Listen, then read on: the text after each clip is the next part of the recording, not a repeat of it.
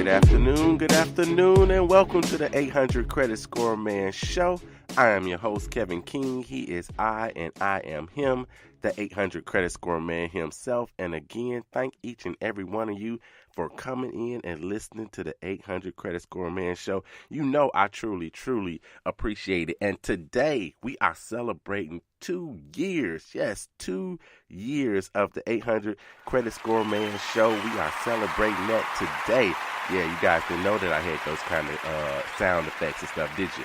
We're celebrating 2 years today of the 800 Credit Score Man Show. I am so excited to be here, glad to be here. 2 years. We've made a whole lot of progress in 2 years on this particular show, and we've helped a lot of people improve their credit scores. We've helped people get cars because they had better credit scores. We had people lower their interest rates. We've got people that write me and say, hey, my credit score has gone up 80 points. My credit score has gone up 104 points, et cetera, et cetera. Help people apply for and get approved for mortgages so they can move into a home and get out that apartment. Man, a lot of things have happened in the last 2 years of the 800 Credit Score Man Show, and I can't believe it that it's been 2 years. It seems like it's only been a year, maybe 6 months, 9 months, but yes, you look back, it's been 2 years of the 800 Credit Score Man Show. And so again, thank each and every one of you. Now, I'm not just going to do accolades and all that stuff today just because it's the anniversary show. Of course, we're going to get to some things today. We're going to get to some credit facts. So yes, today we're going to talk about credit facts. Some things out there people are not sure about. They've heard something different or whatever. So we're going to talk about credit facts today, and facts, not fiction. So that's what we're going to talk about today on the 800 Credit Score Man Show. But of course, I've got to go back and let you guys know how this whole thing started. So some of you have just come in. You're new to the 800 Credit Score Man Show. So maybe you started listening last week. Maybe you started listening last month. Maybe you started listening a year ago. So that means you missed the whole year of what goes on with the 800 Credit Score Man Show and what we've done. Now, they're all available, for the most part, they're all available on your favorite place to get a podcast. So you go to your favorite place and you can scroll back through the episodes and listen to each and every one of them if you want to. You taking that long trip to Georgia, you're driving down to Georgia, say you live in Indiana, you live in Ohio, you taking that trip to go down and see some relatives and friends. Pop in some of the 800 Credit Score Man Show and learn something along the way. So, yes, we've come a long way. Initially, the 800 Credit Score Man Show started on Buy More Media, and that is an internet radio station. That's where we started at. We had our first 10, 12, 15 shows there, and then moved from Buy More Media to the podcast system and started on Spreaker. So I got to give big ups to Spreaker. Yes, that's Spreaker. They host this particular podcast, but you know you can get it at a bunch of other places. So that's where we started a couple of years ago, actually Memorial Day weekend. So it was technically May the 28th, 2016, when the show first aired, half an hour show to talk to you guys about credit, how to improve your credit, and in doing so, you're going to increase your credit scores and decrease the interest rates that you pay and save yourself some money. So that's how it all started way back when, 2 years ago. And again, like I said, I can't believe that it's been 2 years of the 800 Credit Score Man Show. That's how we started. Now, where are we? We're a podcast, and we're almost everywhere you can get a podcast. So, of course, like I said, we're on Spreaker. We were on SoundCloud initially, Spreaker and SoundCloud initially, and now you can get the 800 Credit Score Man Show. Yes, there's an app for that. So if you have an iOS phone, which is an iPhone, you can get the app for the 800 Credit Score Man Show. All you got to do is type in 800 Credit Score Man Show in your search bar if you have an iPhone, and you can download the app. Go ahead, do that, and you can get all the shows there. We're on iTunes. We added iHeartRadio, Castbox, Podbean, Stitcher. We're on Alexa. So if you tell Alexa, well, you got to add the skill for Spreaker.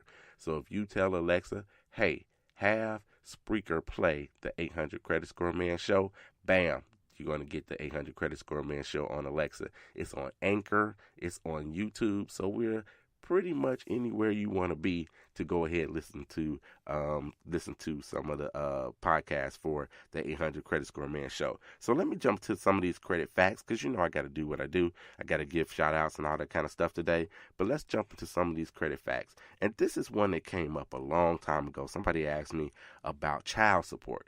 So they asked, is my child support on my credit report? And so off of that, the fact is that your child support is not on your credit report. Now, here's the caveat to that.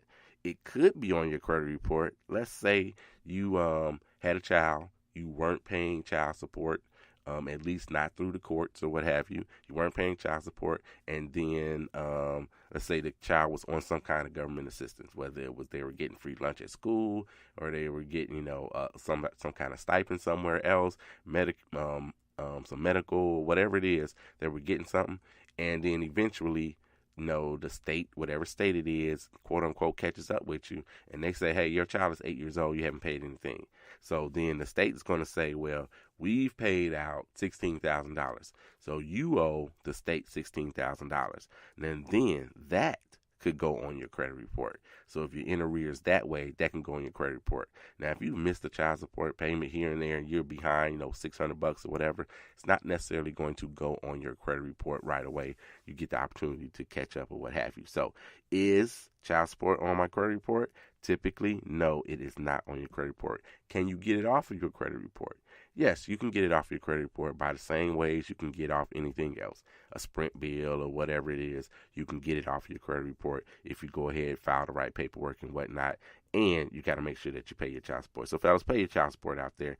And ladies too, pay your child support. All right, so that was one of the facts that came up for us on today. Now, here's another fact. Someone asked me before, if I owe the IRS, is that on my credit report? So the answer to that one is no. If you owe the IRS, or even if you owe your particular state, it is not on your credit report, at least not anymore. Because I know somebody said, yes, it is. And I saw it on my credit report. It used to be on your credit report. So if you owe the IRS, I don't care if you owe them $2.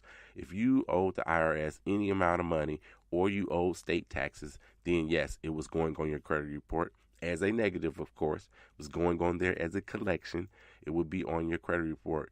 But there was a deal made, if you will, between attorney generals in the United States and the credit bureaus. And so those are no longer listed on your credit report. Now, if you still have them on your credit report, they shouldn't be. So you need to contact somebody. And the somebody you need to contact is initially contact the credit bureau. So it could be that it's on your TransUnion, but it's not on Equifax or Experian. If that's the case for you, then you contact TransUnion and say, hey, this isn't supposed to be on my credit report, and they should go ahead and remove that for you. So yes, if you owe the IRS in the past, and you know how that was, it stayed on your credit report whether you paid it or not. So let's say you did have something on your credit report from the IRS or from the state, and you did pay them, it was still on your credit report just like any other collection for the next 7 years. Now they should not be on your credit report at all. All of them should be gone. So they rolled this out over a year ago. They rolled this out, and initially they started in July of 2017, and they started taking them off of people's credit reports. And then just recently, a couple of months ago, they said that they were all done and they would be off of your credit report. So no, if you owe the IRS, that should not be on your credit report. And if it is, you need to contact somebody. And if you got an issue, you can't contact them, you don't understand exactly what I'm saying to you, then you hit me up. Hit me up at 800 at creditscoreman.com, 800 at creditscoreman.com, and I will point you in the right direction when it comes to that. All right, let's jump to another one right quick. So this is one that comes up all the time. This is your fact or fiction on this one. So will paying off my credit card every month help my credit score? So the answer to this one is really a yes, but technically not necessarily in the way that you may be thinking. So if you pay it off every month, will it help your credit score? So the only reason your credit card has an impact at all on your credit and credit score is because of debt utilization. So if your debt utilization, in which is how much money you have spent or you owe on your credit cards versus what the limits on your credit cards are, that's your debt utilization. So the way this helps you is the fact that if you have zero balance at the end of the month, then you have a zero debt utilization, which is good for you. Anything under 30% is good for you. You get more points. So you get more points on your credit score. So if you had a 60% debt utilization and then you dropped it down to, say, 35, you're going to get a little bump. But then when you hit that 30 and under mark, you're going to get a little bigger bump. And then when you go from 30 down to 20 and 15, and in this case, we're talking about a zero debt utilization from your credit cards, then you're going to get a bigger bump. So if you hold a zero balance and it doesn't show on your credit report, then yes, you're going to get a bigger bump, and it's going to help you with your credit score. And conversely, if you start to creep up some, then it's going to be a negative for your credit report. Even if you go from a 0 to, say, a 20%, then you may lose a few points. Now, it shouldn't be drastic. It shouldn't necessarily be 15 or 20 points that you would lose off your credit report if you go from 0 to 20% of your debt utilization, but you are going to lose a few points when it comes to that. Now, in conjunction with that, when you talk about that and you add it to this next piece of fact or fiction, will keeping a balance on my credit cards help my score? So some individuals seem to think that they need to hold a balance on their credit cards, some kind of balance, even if it's a minute number, a small, $5 or whatever it is, that is going to help their credit score. That is not the case. You don't need to hold a balance to get more points on your credit score. Now, somebody out there is going to say that that's kind of not what you told me before, because we've had these conversations. Here's the caveat for that. If you're new to credit, if you're new to credit cards, you don't have to necessarily be new to credit. You could have had, cars and boats and trains or whatever. You could have had any and all kind of credit. But if you're new to credit cards, say you had credit cards, you said, hey, I don't want to deal with credit cards anymore, and that was 10 years ago, and so it's basically like you haven't had any credit cards at all. If you're new to that and you want to help boost your score some, you've got to get a credit card, right? So in that instance, if you have a credit card, you're new to it, then you want to let the credit bureaus kind of see that you have it, you've used it, you've held a little balance, and then you can pay it off. I always give the example of $30. Use it for $30. If you just go get a tank of gas, well, the way prices are right now, depending on what you drive, it could be over $30. But take your credit card, go get you a tank of gas. If you feel like it, if you're uncomfortable with waiting on that statement to come, you're not sure if you're going to pay it, you always forget, then the next day, drop some cash on it. Your minimum payment on $30 is probably $10? Maybe at the outset is $20 that your credit card might have a minimum payment every month for sure. So if it's $20, then drop them $20 the next day. Leave that $10. If you leave that $10 on there for the next month, and the next month statement comes and it shows you now you owe $10.75 because that's what you owe for your interest, then you're going to pay. You can go ahead and pay it off at $10.75. But it showed on your credit bureau and your credit report that you have a credit card, you actually used it. That's the only time that you need to, in my opinion. And it's not a need, but it's just something that's going to help boost your score a little bit, because the credit bureaus are trying to figure out, what is this person going to do? What is their risk factor? What are they going to be responsible? Now that they have a credit card, they haven't had one in a long time. We don't know what they're going to do with it. So we're going to track how they're using it, how they're paying, things of that nature.